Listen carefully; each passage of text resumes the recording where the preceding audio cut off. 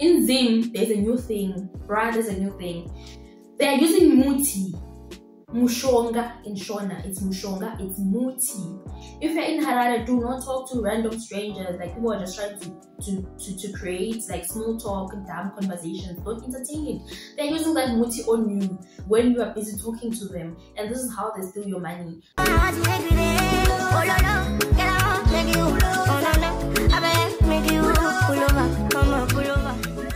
What is good, T gang? It is your girl T. Welcome back to my YouTube channel. If you're new to this channel, please don't be shy to smash the subscribe button down below. Turn on your post notifications to get notified every time I post a video. Baby, guys, today I am back with another lit banger video. So today I'm going to be talking about the things that I wish I knew before moving back to Zimbabwe in 2022. So the first thing, without any further ado, without wasting any time, the first thing that I want to talk about is content creation. Content creation is proving to be difficult or challenging in Zimbabwe, because when I went to Zimbabwe, I was struggling with content creation. If I take out my camera, someone is going to ask me, what are you trying to do, or what kind of videos are you taking? What are the purposes of the videos that you're taking? So Zimbabwe is a country that is proving to be difficult when it comes to content creation. So if you are a content creator and you're planning to move into Zimbabwe, or you want to relocate and start a life in Zimbabwe, this is a point you should consider, that content creation is going to be difficult. There is a point where I was trying to shoot content and I was actually asked to pay for the videos that I was trying to take. Now, mind you, these are not people of authority that were doing this to me, but it was actually random people in the streets that were stopping me from taking videos. But there is actually someone who commented on one of my videos on YouTube where they were saying it is a law that is implemented in Zimbabwe that you can't just take videos without a license or without permission. I don't know how true that is, but what I know is that in public areas I could not take videos, in streets, at schools, anywhere, taxi rank, anywhere I tried to take videos, it always had to be a challenge. I was actually taking videos in fear of someone might snatch my phone and stop me from taking videos. Someone might do something to me for taking videos, because I was being stopped from taking videos, but then I just continued taking videos for you guys, content for you guys. So anyway, that is by the way. The point is, content creation is difficult, but what I would like to pass on is that content creation, especially YouTube, is a good thing, especially for the youth with the unemployment and people not finding anything to do. You can just pick up your phone if you don't have a camera. If you're still starting out a YouTube channel, you can pick up a camera, you can take videos, you can earn on YouTube. This is actually another way of earning money on YouTube. So people should actually loosen up to content creators and content creation and actually think about starting creating content. This is another side hustle where we get money. Point number 2 is you have to find out about the socio-economic status of Zimbabwe. Knowing Zimbabwe, it is always changing. It is always changing. It's up and down. It's up and down. It's up and down. You have to stay in the loop.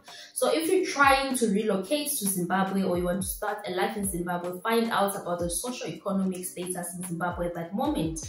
So things like rent, transportation, groceries, electricity, and all that, you have to find out. In Zimbabwe, there are 2 currencies that are being used, 3 currencies that are being used at the moment, at least what I saw when I was in Zimbabwe. They are using the bond. The bond is a Zimbabwean currency. They are using the US dollar, and they are also taking the rand. So those are 3 currencies that are being currently used in Zimbabwe, but you'd like to stay in the loop with how things are in the country. And then number 3, I want to talk about transportation. Transport is relatively cheaper in Zimbabwe than in South Africa. I always say transport in Zimbabwe is a bit cheaper because when I went, I took a bus from Chebutu to Harare. This is like 110 kilometers away, and the bus was $6, which is just under 100 rand, of which in South Africa, if you want to travel a distance that is about 110 kilometers, you pay 100 and something rand. So it is slightly cheaper than in South Africa. So transport in Zimbabwe is actually a bit cheaper. There's also taxis, which we call combis, that you can use instead of the bus. Taxis are difficult when it is local. You want to take a local taxi, for example, you want to travel from Norton to Harare, it is a bit difficult to find transportation. Unlike long distance trips where it's just easy to get a bus, and you can just use a bus instead of a taxi, because buses are just always up and down on the way. But locally, you want to use a taxi is a bit difficult to get, of which there's also private cars that you can use. They call it mshiga shiga. You can use a private car, call someone, use a private car if you see that a taxi is taking your time. There's also an alternative where you can use the Zupco. You can use the Zupco bus. It goes on set times, which is very advantageous because you know that at 2 o'clock I'm going. You don't have to wait for a taxi or a combi that you don't know when it is coming. So you know that at 2 o'clock I'm going and the bus will be there at 2 o'clock. And the bus, the Zupco, is also very, very cheap. The next thing I want to talk about is the current situation in Zimbabwe that I'm not going to sugarcoat. You need to ask yourself if you are ready for that situation that is that Zimbabwe is currently in. When I talk about the situation that Zimbabwe is currently in, I want to touch on everything. Firstly, you know, guys, those who know me or follow me on Instagram, those who follow me on Facebook, you know that I'm a feminist. I don't like men who look down on women, who still have that backward mind from back in the 80s, 70s, I don't know, whatever. The situation that Zimbabwe is in now, it's like men believe in patriarchy where they want to underestimate women. For example, when I was in my hometown, I want to speak about my hometown. I don't know about other cities, I don't know about other towns, but my hometown, I went out. I can say it's just a chilling spot. It looks like a pub, those kind of vibes. It's just a chill spot. I actually went there with my brother. My brother bought himself a beer and he asked me what I wanted. I told him I just wanted a gin and tonic.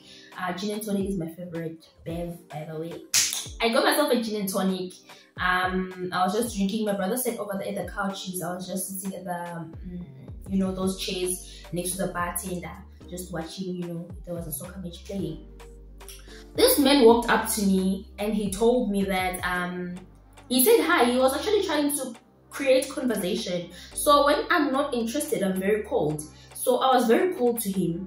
And then he told me that you know, it's women like you, in his words, women like you are the reason why some men are still single and they can't find wives.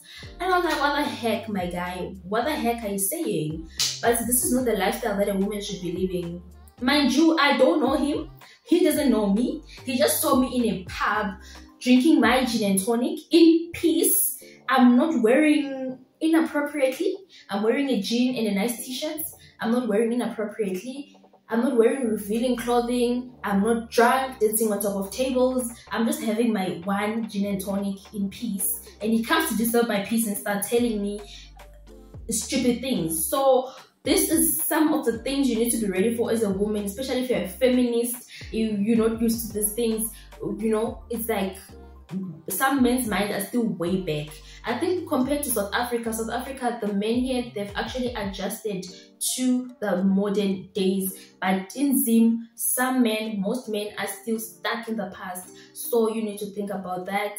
It is actually something that affects some people in everyday life when you are actually a feminist and you are for feminism. And then I don't know what has happened with people's mentality in Zimbabwe. It's something I never used to see. It's something I'm not used to. People are suddenly just angry. Like people in Zim are just angry people. They're angry. I don't know what is wrong, but people are angry. I saw when I went in stores, the customer service is on zero. It's on zero. Like people are just angry. Cashiers are angry. People are supposed to assist you are angry. Security guards are angry. Everyone is angry. Like, I don't get it. I don't get it. Like, if you're just trying to ask a question, someone can just be rude. Like, I want to take it for example. I received money from my dad when I was in Zim via Mukuru. Mukuru is a way where it's something you can use it to send money from South Africa to Zimbabwe via Mukuru. My father sent me money via Mukuru. I went to collect the money at OK. Was it OK? I forgot. With TM. Forgot what shop it was. When I got there, they told me that the system is down. Mind you, that now they're telling me with attitude. They're not even looking at me. They're busy with whatever they're doing. They look angry. They look annoyed. They look frustrated. I asked them, okay, what happened with the machine? I'm trying to understand. I'm a customer, by the way. I'm trying to understand. They start being rude to me. You know? Like, they start telling me it's not their fault, like as if I'm blaming anyone. I'm trying to understand what happened. You can just tell me what happened. So now it makes life difficult when you're just around angry people. You know, you might look down on this point, but it's actually really valid. I don't like being around angry people, and people are rude, and people will give me bad customer service. Yabo. And then I want to talk about crime these days. Crime. Let me tell you something about Zimbabwean people. They do not do those violent crimes where they have to take out guns, hijack, shootings. Like in South Africa, it's very common, a crime. When someone wants to hijack, steal from you, they have to shoot you, they have to hurt you. In Zim, there's a new thing. Bruh, there's a new thing. They are using muti. Mushonga in Shona. It's mushonga, it's muti. It's like witchcraft stuff. They use it on you to make you blind or to make you dumb. They actually make you dumb. So that it's like you actually give them your money willingly, or it just makes them easier for you to take out the money and give it to them. So they can come up to you and start talking to you. Like in Zim, especially in Harare. If you're in Harare, do not talk to random strangers. Like people are just trying to create like small talk, dumb conversations. Don't entertain it. They're using that muti on you when you are busy talking to them, and this is how they steal your money. So they can just come up to you and they start telling you stupid things like maybe there are people who are selling this and that by that corner. If you just give us your money and then we go and buy it for you and blah blah blah. I don't know. They just come up with a dumb story. It's just an example. They come up with a dumb story and you give them your money because they use muti on you to be dumb. So they can use this muti by talking to you or by just being in contact with you. So it's easy for them to steal money from. This is how crime has become in Zim, guys. Via witchcraft, via muti. There's no violence of shooting. It's like they steal from you while talking to you nicely. It's always been like that in Zim. People steal from you while talking to you nicely. That's how Zimbabweans steal from you. So that is how bad it is. Be careful, guys. Don't just talk to strangers. Be safe, okay? Because you're not gonna see it coming. They steal from you smoothly. They are smooth criminals. And then the last point I want to talk about is securing a job before you move back to Zimbabwe.